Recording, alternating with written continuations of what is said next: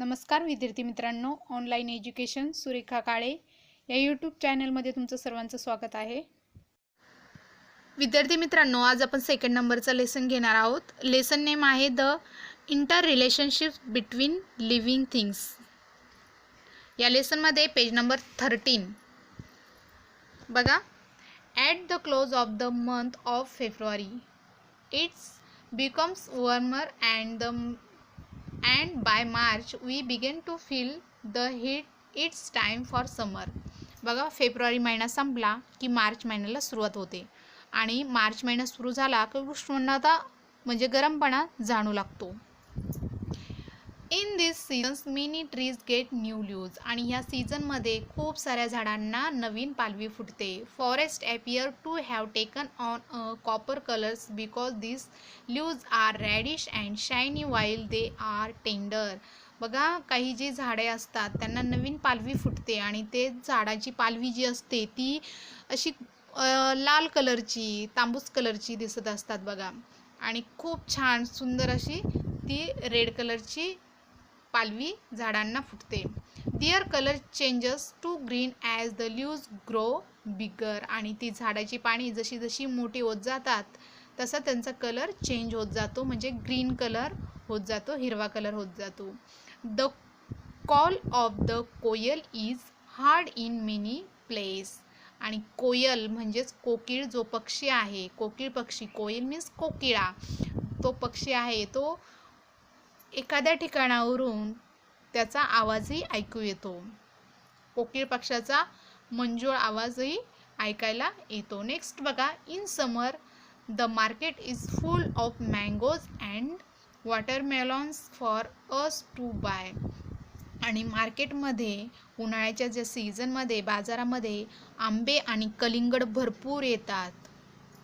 This is the season for these fruits. आणि कलिंगड मँगोचं season summer season आहे आणि या सीझनमध्ये बाजारामध्ये खूप सारे आंबे आणि कलिंगड दिसतात. Although mango trees grow all over Maharashtra. बघा, महाराष्ट्रामध्ये आंब्याची झाडे सगळीकडे दिसत असतात. महाराष्ट्रामध्ये आंब्याची झाडे महाराष्ट्रात सगळीकडे असली तरी बघा, the Konkan region is particularly famous for its mangoes.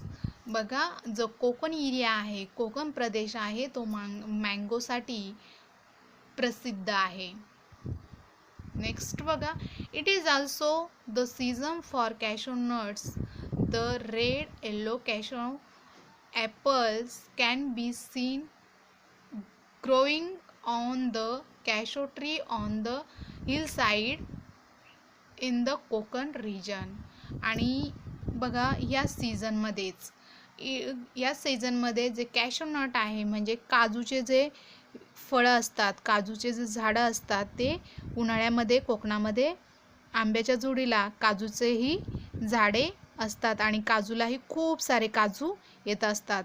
काजू in June black clouds make their appearance. The rainy season in a short way away. By this time we began to get jackfruit, jamun, जवा, प्लॅम्स and करवंदज. बघा, जून महिना सुरू झाला. जून महिन्याला सुरुवात झाली की आकाशामध्ये ब्लॅक क्लाउड्स म्हणजे काळे ढग दिसायला सुरुवात होते आणि ह्या सीझनमध्ये जॅकफ्रूट्स मीन्स फणस, जॅकफ्रूट मीन्स फणस,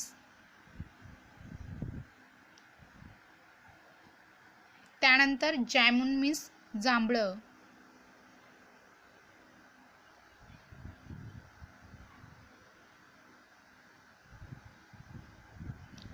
त्यानंतर करवंदज दिसायला लागतात. The seeds of grass and other plants lie scattered all over the ground. बघा, गवताचं जे बिया असतं, गवताची जी बिया असतात त्या सर्वत्र विखुरल्या जातात. लाय मीन्स खोटं बोलणे, परंतु इथे लायचा अर्थ पसरणे असा आहे. त्यानंतर स्कॅटर्ड मीन्स विखुरणे, विखुरलेले. स्कॅटर्ड मीन्स विखुरलेले, म्हणजे जे गवताचे जे बिया असतात त्या वाऱ्याने पसरलेल्या असतात, विखुरलेल्या असतात. They sprout and start growing as soon as it's began to rain. आणि पावसाला सुरुवात झाली की त्या ज्या बिया असतात त्याला अंकुर फुटतात. अंकुर मीन्स मोड फुटतात. स्प्राउट मीन्स अंकुर फुटणे. It's becomes green everywhere. This greenery is soothing after the hot summer month. Sometimes we can even see the rainbow with its 7 colors in the sky. बघा, गवताच्या काही पावसाळी वनस्पतीच्या बिया सर्वत्र पसरलेल्या असतात आणि पाऊस पडला की त्यांना अंकुर मोड फुटतात आणि सगळीकडे हिरवंगार दिसायला लागते. आणि कधी कधी काय होतं, एखाद्या वेळेस संध्याकाळच्या टायमाला सप्तरंगी इंद्रधनुष्य म्हणजेच रॅनबो आपल्याला दिसते. आकाशामध्ये 7 कलरचे रॅनबो, 7 कलर असतात त्यामध्ये, रेनबोमध्ये ते दिसतात. नेक्स्ट बघा, as its becomes wet everywhere frogs appear. बघा, सगळीकडं ओलं, पावसाने सगळीकडं ओलं झाल्याच्या नंतर, पाणी झाल्याच्या नंतर फ्रॉग दिसतात. We also hear loud noise of frog croaking all together.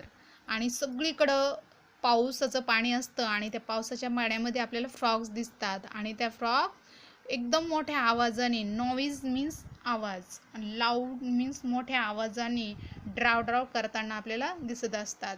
As the rainy season ends it time for winter to make come back. आणि बघा, रेनी सीझन म्हणजे पावसाळा संपला की विंटर सीझनला सुरुवात होते आणि विंटर सीझनमध्ये खूप थंडी असते. Its gets colder and colder. This is not good for the frog. आणि खूप थंड वातावरण फ्रॉगसाठी चांगलं नसतं, फ्रॉगसाठी ते चांगलं नसतं. आणि मग बघा, they go deep under the ground for a long period of slumber which last for 7 or 8 months. आणि खूप थंड वातावरण स्टार्ट झालं, विंटर सीझनला सुरुवात झाली की सगळीकडं थंड वातावरण निर्माण होतं आणि ते फ्रॉगसाठी चांगलं नाही. म्हणून फ्रॉग काय करते, डीप म्हणजे जमिनीमध्ये खूप खोलवर 7-8 महिने ते जमिनीच्या खाली खोलवर राहते थंडीमुळे. We depend on agriculture for food. The different seasons, summer, winter and the monsoon are the time for doing different task in the fields. आणि बघा, पावसाळा जो सीझन आहे, पावसाळा हा माणसाच्या दृष्टीने शेतीचा मोसम असतो आणि शेतकरी मोठ्या कष्टाने शेतीमध्ये राबून अन्नधान्य पिकवत असतात. आणि बघा, we depend on agriculture for food. The different seasons, summer, winter and monsoon are the time for doing different task in the fields. आणि शेतीसाठी हा जो मोसम असतो, winter season, summer season, winter season आणि रेनी सीझन, हा जे तिन्ही पण ऋतू आहे ते शेतीसाठी खूप उत्तम असतात. पावसाळा संपला की पुन्हा थंडीचा मोसम येतो, थंडीचा कडाका वाढतो आणि थंडीच्या कडाका वाढल्याच्या नंतर उन्हाळा स्टार्ट होतो. आणि हे सर्व सीझन शेतीसाठी, जमिनीसाठी खूप चांगले असतात. We have learned. आपण या पाठात काय शिकलो? The need of living things are met in environment. There are differences in the needs of different living things. बघा, सजीवाच्या ज्या गरजा आहेत ते एन्व्हायरमेंटमध्ये पूर्ण होत असतात, म्हणजे आपल्या परिसरातच पूर्ण होत असतात. बघा, प्रत्येक सजीवाच्या ह्या गरजा वेगवेगळ्या असतात. लिव्हिंग थिंग्स मीन्स सजीव, आणि प्रत्येक वेगवेगळे जे लिव्हिंग थिंग्स असतात त्यांच्या गरजा पण वेगवेगळ्या असतात. सम arboreal animals like monkey and squirrels live in trees and feed on them. Their droppings help trees to grow in new place. Some birds build their nest in trees. आणि बघा काही जे आर्बोरियल ॲनिमल्स आहे, वृक्षवासी जे प्राणी आहेत, म्हणजेच त्याच्यामध्ये मंकीज अँड स्क्विरल्स येतात. आणि हे जे असतात ते झाडावर राहतात आणि ते जे ड्रॉपिंग्स मीन्स त्यांची जी विष्ट असते त्यामधून अनेक बिया इकडं तिकडं पसरतात आणि तिथे न्यू प्लांट्स तयार होतात. Some birds are build their nest in trees. आणि काही पक्षी हे झाडावर घरटे बांधतात. नेक्स्ट बघा, each types of living things thrives where all its needs are fulfilled.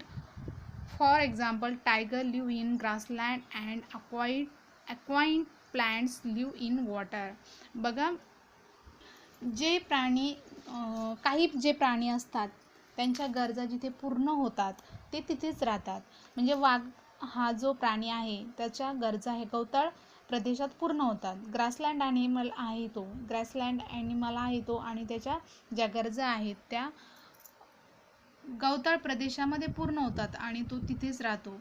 काही ज्या पाणवनस्पती असतात, ॲक्वाटिक मीन्स पाणवनस्पती, त्या पाण्यात वाढतात. Changes in season affect living things. In winter, trees shed leaves and animals' coats grow thicker at the start of summer. These get new leaves. In the rainy seasons, it becomes green all around. Frog appear and crops grow in fields. आणि बघा ऋतुमानाच्या बदलाचा जो परिणाम प्रत्येक सजीवावर दिसत असतो. हिवाळ्यात झाडाची पाने गळतात, तर काही जे केसाळ प्राणी आहेत त्यांचे जे अंगावरचे जे केस असतात ते थिक्कर म्हणजे दाट होतात. त्यानंतर at the start of summer trees get new leaves. आणि समर सीझन स्टार्ट झाल्याच्या नंतर झाडाला नवीन पालवी फुटते. In the rainy season it's become green all around. आणि रेनी सीझन म्हणजेच पावसाळा सुरुवात झाला की सगळीकडं हिरवगार दिसते. Frog appear and crops grow in fields. आणि पावसाळा सुरुवात झाला की सगळीकडे फ्रॉग्स दिसायला लागतात. त्यानंतर शेतकरी मोठ्या कष्टाने धान्य पिकवतात. ऑलवेज रिमेंबर, नेहमी लक्षात ठेवा, the environment changes with the seasons. Living things have to adopt themselves to this changes. बघा ऋतुचक्राप्रमाणेच परिसरात बदल होतात आणि त्या बदलाशी सजीवांना जुळून घ्यावे लागते.